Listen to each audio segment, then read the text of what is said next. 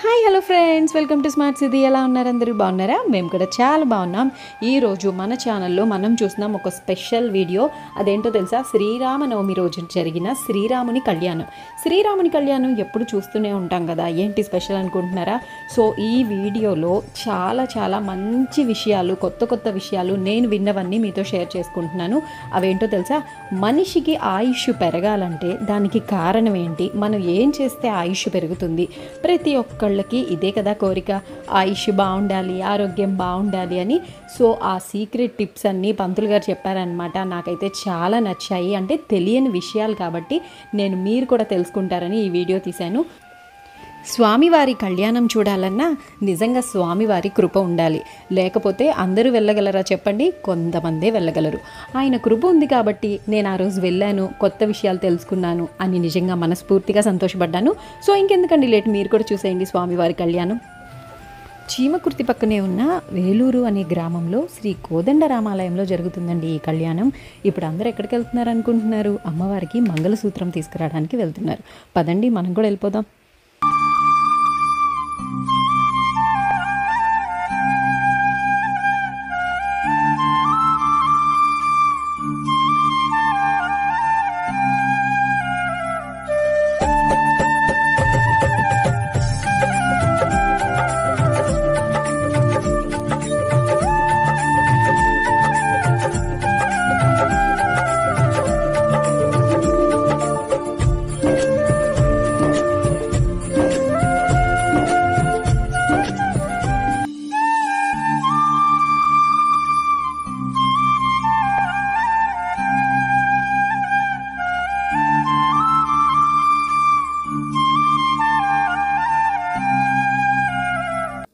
చూసారా, కళ్యాణానికి కావాల్సిన మంగళసూత్రం ఎంత చక్కగా తయారు చేశారో.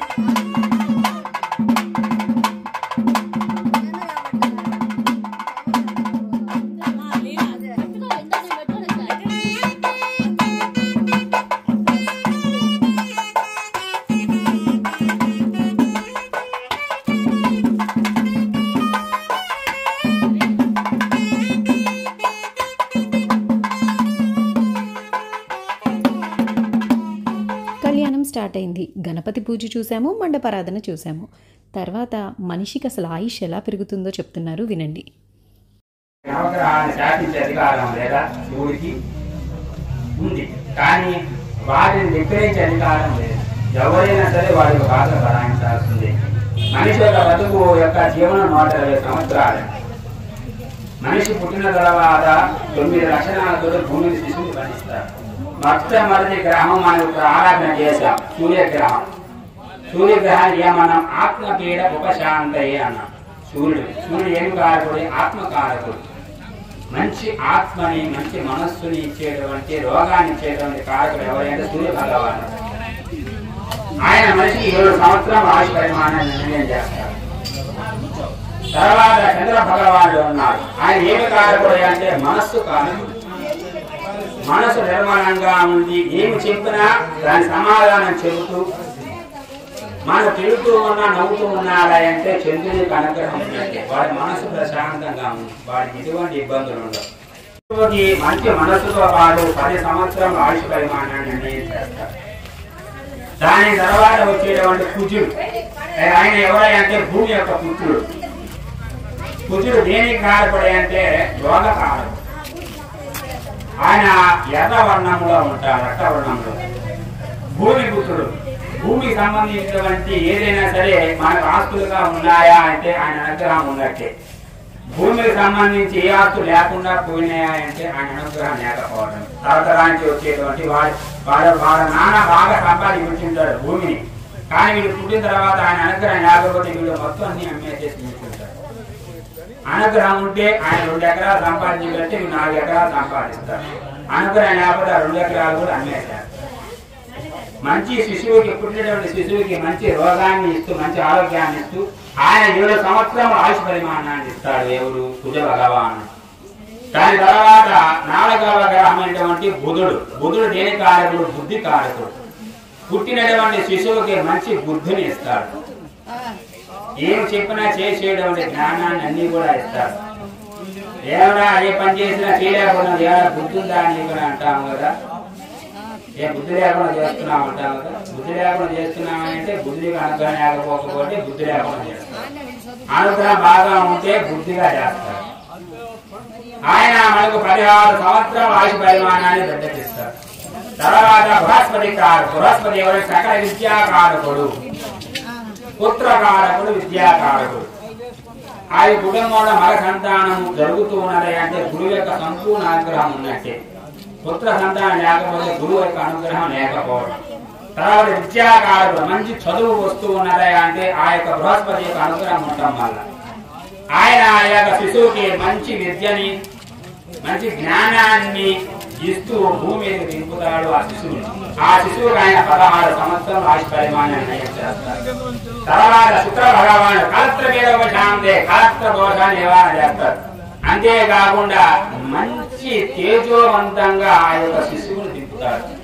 మంచి బంగారు ఛాయ కళలో ఉంటారు. ఆ యొక్క శిశు శుక్రుడికి అనుగ్రహం కానీ ఉంటే బంగారం ఒక లైటింగ్ ఎట్లా మెరిసిపోతూ ఉంటుందో ఆ విధంగా మెరిసిపోతూ ఉంటారు ఆ శిశువు. ఆయన అనుగ్రహం కానీ ఉంటే ఆయన అనుగ్రహం కానీ ఉంటే వాక్ చాతుర్యం టకటకటకటగా మాట్లాడే చేస్తారు.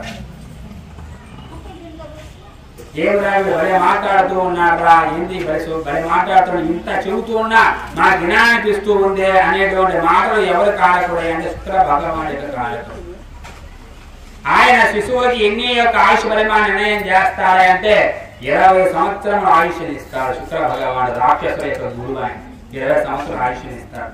దాని శని యొక్క భగవానుడు దేహ అయహ ప్రాణ పీడ ఉపశాంతే. ఆయన దేహాన్ని కృషించాలన్నా దేహాన్ని ఆరోగ్యంగా ఉంచాలన్నా శని భగవాడి ఆగ్రహం ఉండాల్సిందే.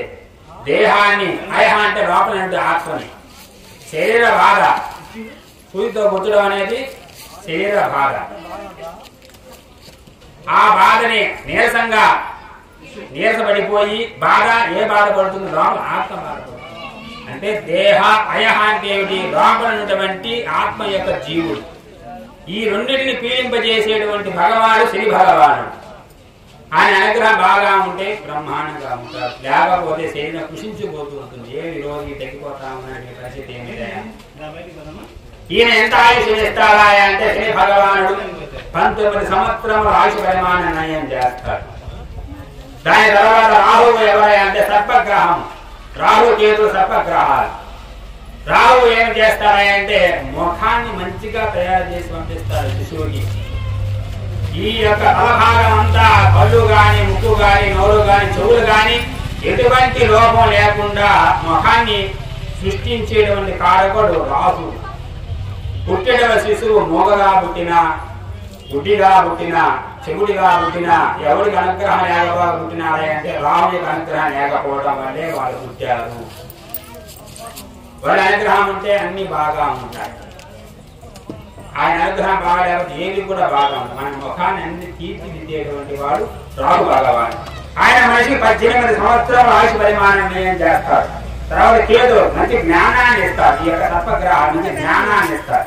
ఈయన ఎన్ని ఆయుష్ పరిమాణాన్ని ఇస్తాయంటే 7 సంవత్సరాలు ఆయుష్ పరిమాణ నిర్ణయం చేస్తారు. ఈ విధంగా 9 గ్రహాలు నవగ్రహాలు 9 లక్షణాలతో పాటు మనిషికి ఆయుష్ పరిమాణాన్ని 120 సంవత్సరములు చేసేటువంటి వాళ్ళు వీళ్ళు.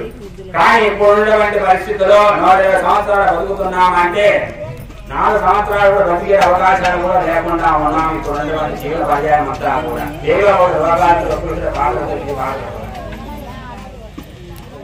ఎందుకని అంటే మన యొక్క దేవతల యొక్క ఆరాధన చేసుకోవడం వల్ల, దేవతలకి పూజ చేసుకోవడం వల్ల భక్తి ఉండాలి, సంపాదన ఉండాలి, భక్తి ఉండాలి. భక్తి ఉండాలి, పని ఉండాలి. పని చేయకపోతే మన కొడుకు ఎట్లా గడిచేది? దానితో పాటు ఏమి కూడా ఉండాలి, భక్తి కూడా ఉండాలి. ఆ రెండు ఉంటే అంతా బాగుంటుంది. అదే దైవారాధన చేసేది ఏముండదు. చేయరు, పనుల మీద పోతాడు. ఎప్పుడో దేవుడికి ఏదో పండగలు గుర్తొస్తే ఆయన తలుచుకుంటూ ఉంటాం, మిగతా పట్టించుకోము.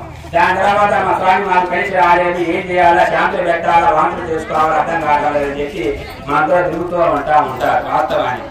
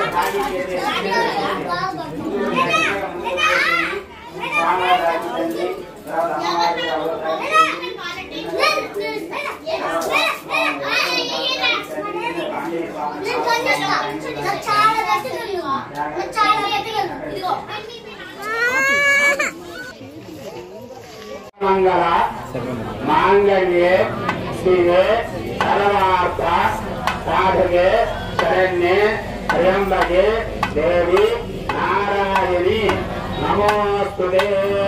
అలా భజంతులు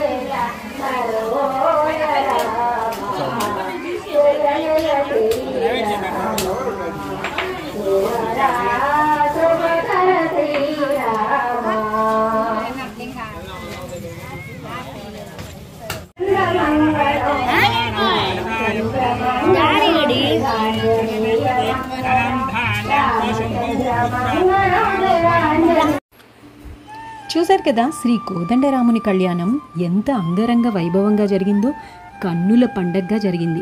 ఆ గ్రామంలోని ప్రజలందరూ అంటే చిన్న వయసు నుంచి పెద్దవాళ్ళ దాకా ప్రతి ఒక్కళ్ళు వచ్చి కళ్యాణాన్ని ఎంతో జయప్రదం చేశారు.